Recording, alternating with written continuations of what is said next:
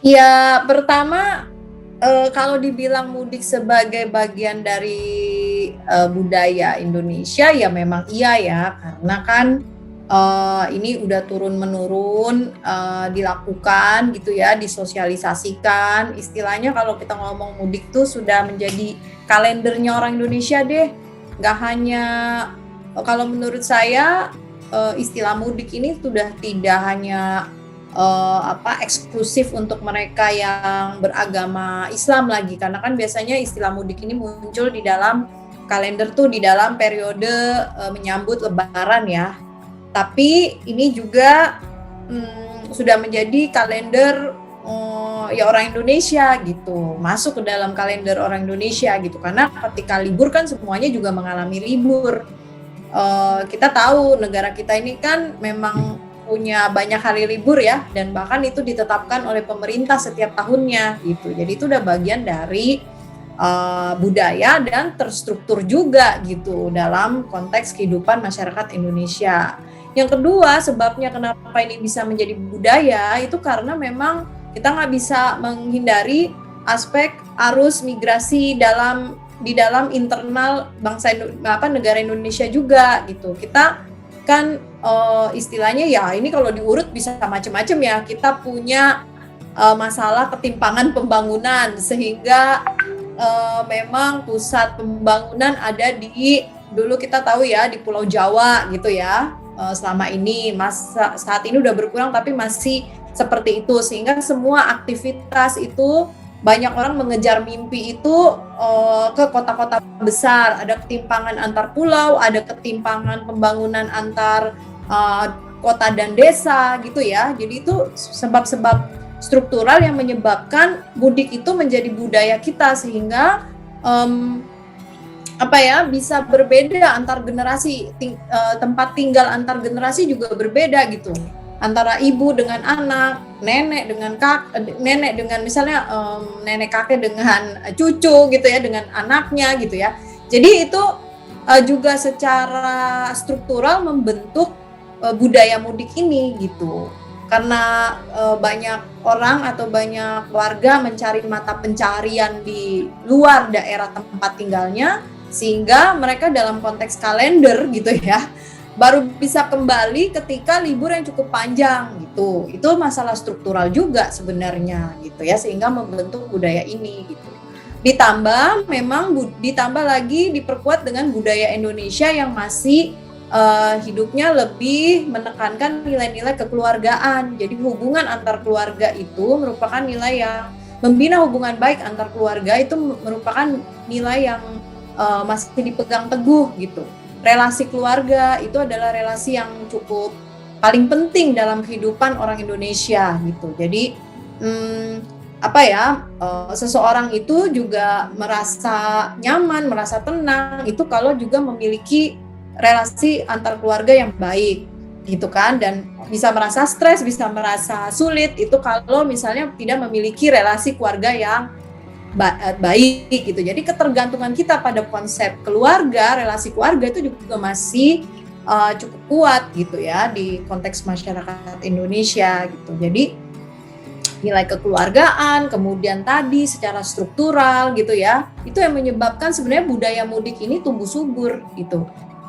Karena banyak orang tinggalnya berjauhan ya, maksudnya antara anggota keluarga itu bisa antar pulau, bisa antar daerah gitu, tidak berfokus pada terus-menerus satu generasi itu pada satu lokasi tempat tinggal yang sama gitu. Nah itu yang sebenarnya menyebabkan budaya mudik ini ya tumbuh subur gitu.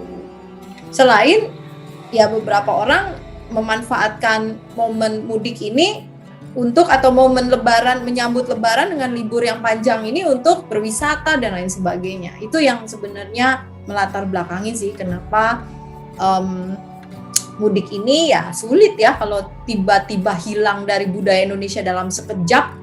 Makna sosialnya mudik tuh menurut saya sih banyak ya. Maksudnya selain secara normatif membangun tali silaturahmi dengan keluarga gitu ya, Juga sebenarnya ini ada sangkut pautnya juga dengan biasanya mudik itu di dalam kalender orang Indonesia itu memang ini loh, apa namanya, kayak semacam ya remittance ya. Remittance itu misalnya kalau kita merantau kerja di luar daerah-daerah di daerah asal gitu, kemudian pada masa Lebaran ini waktunya dia untuk kembali ke daerah asalnya, biasanya untuk menunjukkan misalnya untuk sedekah, bahkan menunjukkan mungkin baktinya gitu ya, ada yang nyumbang ke masjid, ada yang memberi apa namanya tuh, apa sih namanya, kayak semacam tanda bukti keberhasilannya dia merantau gitu ya, kayak semacam memberikan kembali kepada daerahnya, itu juga menjadi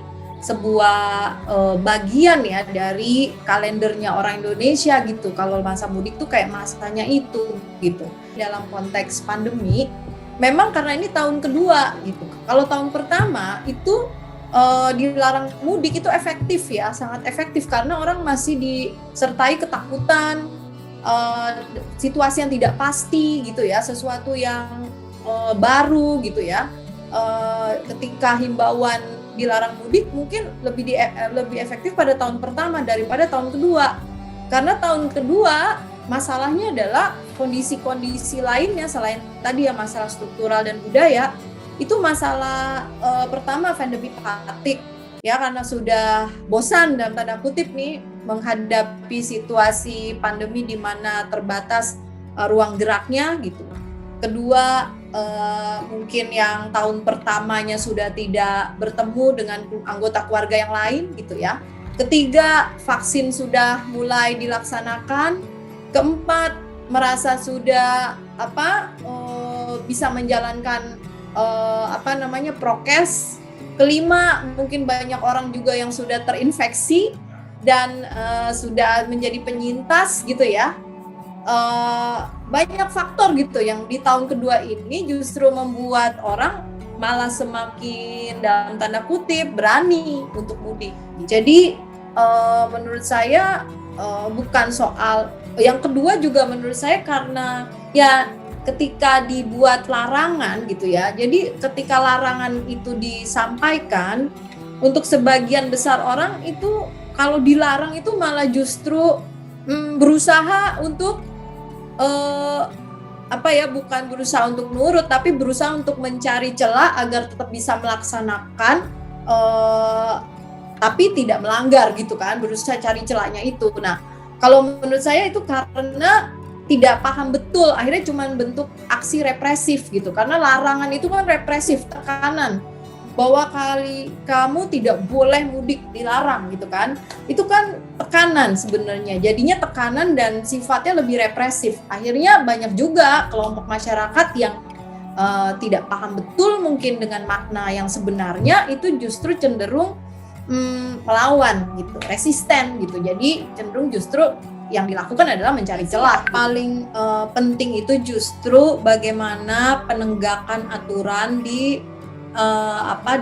level yang paling ujung tombak ya. Jadi kalau dalam konteks ini kan berarti kan masalahnya adalah bagaimana mereka misalnya kalau mereka mau pulang ke daerahnya masing-masing itu adalah kita tahu bahwa ketika kita pulang atau kita melakukan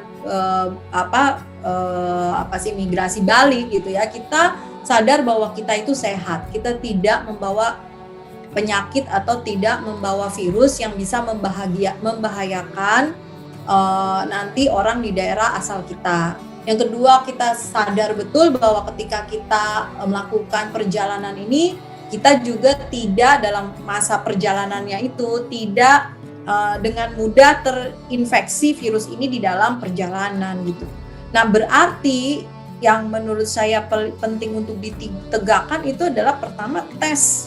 Bagaimana membuat tes itu affordable for everybody. Maksudnya tes tes bahwa dia positif corona atau tidak itu menjadi sebuah screening pertama yang harusnya dilakukan pemerintah, dan itu tersedia dengan mudah, murah, dan bisa diakses semua orang.